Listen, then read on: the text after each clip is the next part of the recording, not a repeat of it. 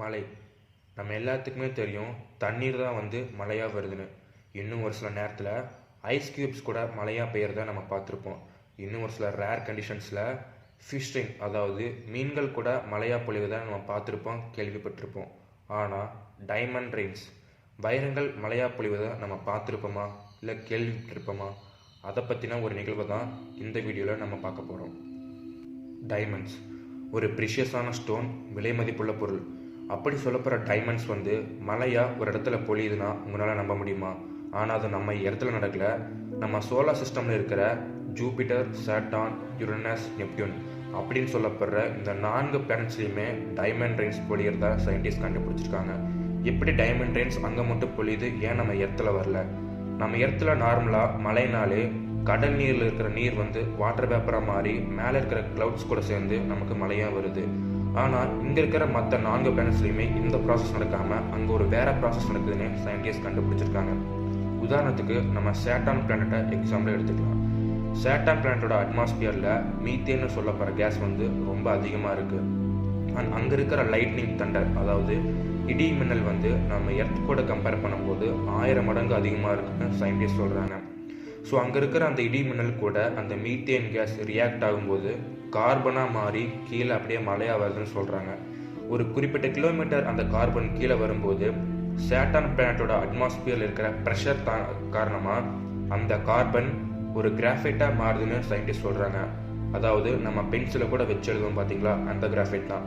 So அப்படி சொல்லப்படுற அந்த கிராஃபைட் ஒரு குறிப்பிட்ட கிலோமீட்டர் கீழே வரும்போது அந்த கிராஃபைட் ஒரு பியூர் டைமண்டாக மாறுதுன்னு சயின்டிஸ்ட் சொல்கிறாங்க.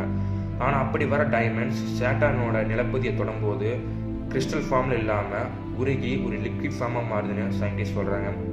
அதற்கு காரணம் சேட்டானோட ஹீட் டெம்பரேச்சர். சேட்டானோட மையப்பகுதியில் இருக்கிற கோர், அதோட அதிக ஹீட் டெம்பரேச்சர் காரணமாக சாலிட் ஃபார்மில் வர டைமண்ட்ஸ் எல்லாமே நிலப்பகுதியை தொடும்போது உருகி ஒரு லிக்விட் ஃபார்மாக மாறுதுன்னு சயின்டிஸ்ட் சொல்கிறாங்க. கிட்டத்தட்ட சேட்டானில் ஒரு டைமண்ட் நதியை கூட ஓடுதுன்னு சொல்லலாம். ஒரு வருஷத்துக்கு ஏறக்குறைய கிட்டத்தட்ட 1000 டன்ஸ் எடையுள்ள டைமண்ட் ரெயின்ஸ் சேட்டானில் பொழியுதுன்னு சொல்லிட்டு சயின்டிஸ்ட் கண்டுபிடிச்சிருக்காங்க.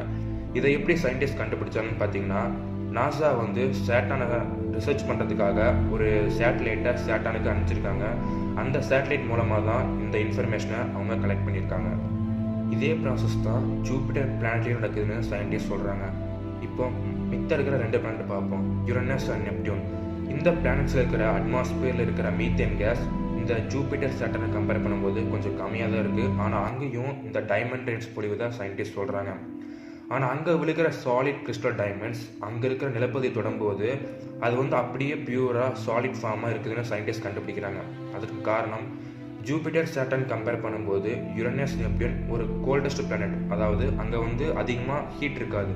ஸோ அங்கே விழுகிற டைமண்ட்ஸ் அங்கே இருக்கிற பிளானட்ஸோட நிலப்பகுதியை தொடும்போது அது அதே ஃபார்மில் சாலிடாக இருக்குதுன்னு சயின்டிஸ்ட் கண்டுபிடிக்கிறாங்க. இதை இவங்க எப்படி கண்டுபிடிச்சாங்கன்னு பார்த்தீங்கன்னா, சயின்டிஸ்ட் இந்த பிளானட்ஸ் நடக்கிற ப்ராசஸை ஒரு லெபார்டரியில் செட்டப்பாக பண்ணி பார்த்தாங்க.